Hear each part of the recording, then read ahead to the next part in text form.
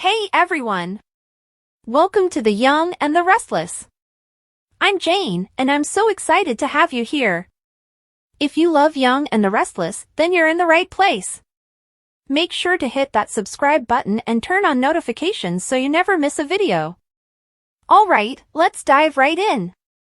Victor believes Tucker McCall is Aristotle Dumas. When Nikki and Lauren first meet in the jazz lounge, they discuss Claire's excellent work at Chancellor. When Nikki brings up Victor, Lauren responds that she requested her to meet because of him. "I need you to turn on your husband, Nikki." "Why in the world would Lauren want her to turn on her husband?" says Nikki. Lauren makes it clear that she wants her to violate her husband's trust. She was there for her while she was off the wagon, and Nikki wants her to do the same for her now. "Is this about Michael?" she asks. According to Lauren, Victor has him working on a project that is causing him a great deal of distress. Nikki apologizes. They discuss Michael putting his life in danger for Victor. Nikki wishes to assist. According to Lauren, Michael has been tense following his recent encounters with Victor. He is clearly conflicted. Nikki assumes that Victor's targeting of Jack is the reason. She has pleaded with him to overlook this, but he refuses to listen. What else has Michael said, she wonders. Lauren claims that although her husband acknowledged it was about Jack and Jabot, he would not elaborate. If Nikki had recruited Michael to advance his grudge against the Abbotts, it wouldn't be shocking. According to Lauren, Michael dislikes Victor's schemes whether they include Jack or another person he likes. But he has a strong, unwavering loyalty to Victor. Nikki is aware that Victor does as he pleases. Lauren fears Victor will coerce Michael into doing something against his will. Lauren expresses concern that her spouse might not make it through the fall this time. It seems that the conflict between the Abbotts and Newmans has not ended, as Nikki had anticipated. She fears that the truce between Jack and Victor would still be in place if her alcoholism hadn't grown so bad. Victor would never believe that Jack saved her. Michael and Victor discuss business. Victor and Michael meet at the property. The mustache wants to know whether he has any useful information. Michael doesn't know if he can use it, but he does have some. He jokes, "Which of your enemies would you like to talk about first?" Victor would like to begin with the events at Jabot. One of their moles is not happy, and Michael hates to be the one to deliver the bad news. The man feels suspicious because Kyle has been asking a lot of questions. They want more money, Victor supposes. Michael attests to this and has implied that he will inform the Abbotts that he has been spying for the great Victor Newman if they deny it. "The guy's threatening me," yells Victor. Victor doesn't react well to threats, Michael informed the man. "He should tell him again," Victor insists. Michael is concerned that Kyle might have been misjudged. "That's absurd," shouts Victor. "What on earth is Kyle Abbott?" Michael promises to try his hardest to calm their agent's worries at Jabot. After that, they discuss Aristotle Dumas. According to Michael, Damian Kane is Nate Hastings' half-brother through Nathan Hastings Sr. Victor is certain that Dumas will use that. In agreement, Michael says, and there's more. Recently, Dumas has made contact with another individual in Genoa City. Billy Abbott. Michael is still unsure about the reason. Victor questions why the man is now so open. He must want him to be aware of his activities. Perhaps Dumas is losing his touch, Michael suggests. Victor believes he is giving them access to the cards he desires. What game is he playing, I wonder? Dumas, who has disclosed ties to Billy Abbott and the family of the man Victor most admires, continues to baffle Michael and Victor. His business is called Arabesque, which is a French name. Like glissade, exactly. It was owned by Tucker McCall before it was acquired by the Abbotts and the Newmans. Michael inquires as to if Victor is implying that Dumas might be Tucker McCall. Michael thinks about this. Dumas first got in touch with Billy, the brother of his ex-wife. He might be supporting Billy in an attempt to gain her favor again. Second, Winters has drawn interest from McCall. And Devin is his son, Victor thinks. Third, according to Michael, Nate has a relationship with Audra, who assisted Victor in stealing Glissade from him. This might be an act of retaliation. Maybe his pilgrimages to ashrams are a front for his business dealings under Dumas. Perhaps he has returned. Kyle discusses his misgivings. Jack calls Traci at Crimson Lights and finds out that she hasn't heard from Alan at all. They discuss the possibility that he is his deceased psychopathic twin. Although Jack dislikes the thought of her speaking to him, she is certain that he will vanish if she ghosts him. No one else is able to write her narrative. No one has seen him or heard from him, according to her conversation with his agent. Jack makes the decision to include Jabot's security. He wants justice if he is guilty. "I can't let him go," sobs Traci. "I want to be with Alan for the rest of my life if this is him." Jack claims he could kill her if he were Martin. Traci hopes she's mistaken, but if she is, she must ensure that he never hurts anybody else. As Kyle enters Crimson Lights, he observes his father on the terrace having a serious phone discussion. Traci is cautioned by Jack not to consent to meet with Alan by herself. To keep her safe, he must be informed. She swears. "I thought he was the one," sobs Traci. "I believed he loved me." For what it's worth, Jack tells her they love her. Traci claims it disconnects and has a lot of value. Jack asks his kid if everything is all right as he follows Kyle inside. Jack claims to be all right. Kyle needs to run past him on a work-related matter. The younger Abbott informs Jack and Kyle that there is a problem with one of their employees as they sit down. He senses that something is wrong. Their discourse veered off course. He was troubled by the nature of his inquiries. He was interested in learning every detail regarding the introduction of their goods. The only issue is that he is not involved in R&D, and he has no responsibility whatsoever for the product. The man seemed nervous and retreated as he joked. He feels as though he is concealing something. He was questioning Victor about the same things Victor had wanted him to know when he was robbing Jabot of the sunscreen. According to Kyle, the man pretended to have a migraine while acting guilty. Although he didn't believe him, he believes this might cause them a lot of trouble. "You believe Matheson and Victor are collaborating?" Jack frowns.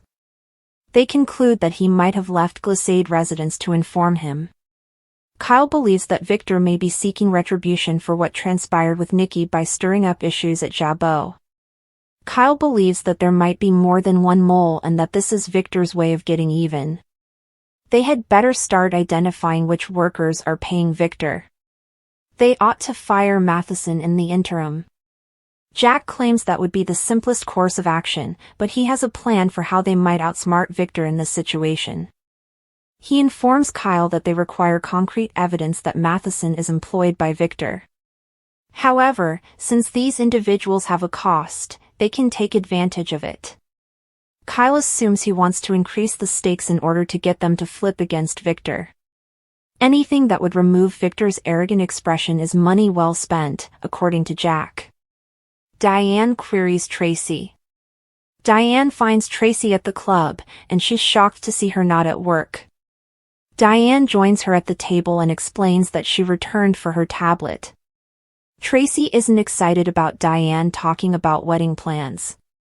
Diane questions whether she's afraid Alan will be upset that they won't marry in Paris. Alan has promised her the wedding of her dreams, Traci reassures her. Is the Abbott house truly not her first option for the ceremony? Diane encourages her to be honest. At this time, Traci is unable to inform her of that. Diane tells her that it will be prepared. Does she fear she won't enjoy the changes? "I swear to you, Traci. It will be something you love." She will be able to exchange vows with Alan in the ideal setting. Traci objects. She is unable to make all of these crucial choices while Alan is abroad. Diane is familiar enough with her to be aware of the situation. She noticed it with Jack earlier, and speaking with her now validates it. If Traci has changed her mind, she inquires. Are you and Alan still getting married?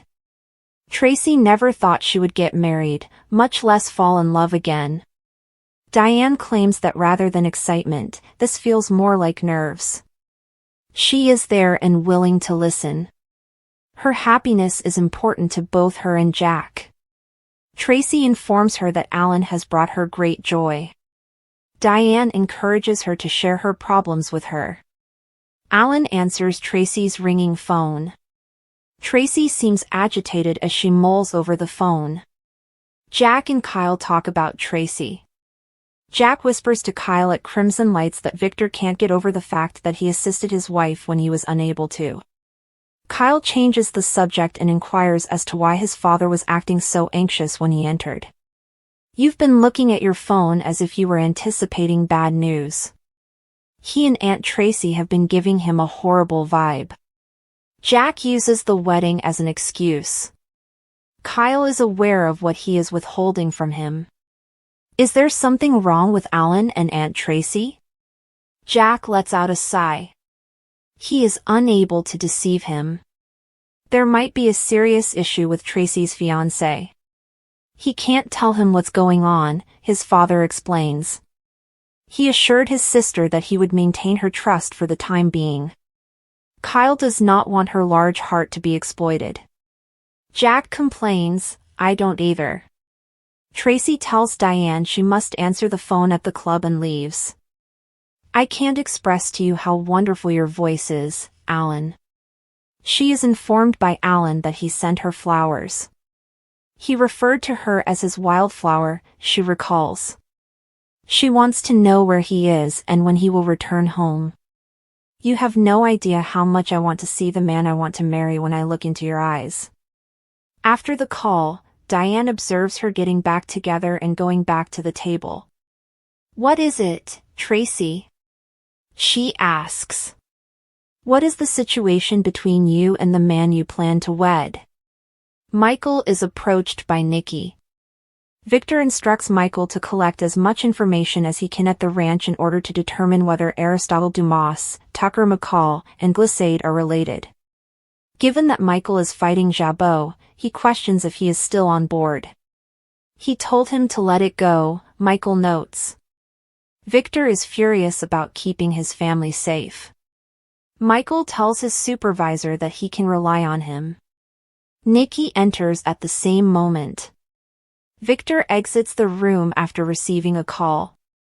Michael is informed by Nikki that she recently spoke with Lauren for a long time and that she is worried about him. She is aware of his struggle regarding a project Victor has him working on. Why don't you share it with me? That is impossible for Michael. Nikki advises Michael to resign in order to safeguard himself. Then, Michael asks, who will keep Victor from going too far? Nikki, we nearly lost him. I believe I'll stay and see to it that he does as well. Michael is approached by Nikki. Victor instructs Michael to collect as much information as he can at the ranch in order to determine whether Aristotle Dumas, Tucker McCall, and Glissade are related. Given that Michael is fighting Jabot, he questions if he is still on board. He told him to let it go, Michael notes. Victor is furious about keeping his family safe. Michael tells his supervisor that he can rely on him. Nikki enters at the same moment. Victor exits the room after receiving a call. Michael is informed by Nikki that she recently spoke with Lauren for a long time and that she is worried about him. She is aware of his struggle regarding a project Victor has him working on. Why don't you share it with me? That is impossible for Michael. Nikki advises Michael to resign in order to safeguard himself. Then, Michael asks, who will keep Victor from going too far? Nikki, we nearly lost him. I believe I'll stay and see to it that he does as well. After Victor hangs up, Nikki informs him that Lauren fears he may cause Michael to go into trouble. Victor maintains that he is his family and would never harm him. Lauren assumes Michael just met Victor when he joins her at the jazz lounge. She is aware that he is bearing a huge load. Victor is the one who burdens him the most. Michael claims to have seen Nikki, who agrees with her worries. Lauren claims it was a mistake to return to work for him. Michael vows that he will never again be confined to a Peruvian prison. This isn't humorous to Lauren. She needs him to swear that if he asks him to go too far, he will turn away. Next on The Young and the Restless, Audra gets an unexpected invitation, Traci questions her choice, and Victor offers Lily unwanted advice.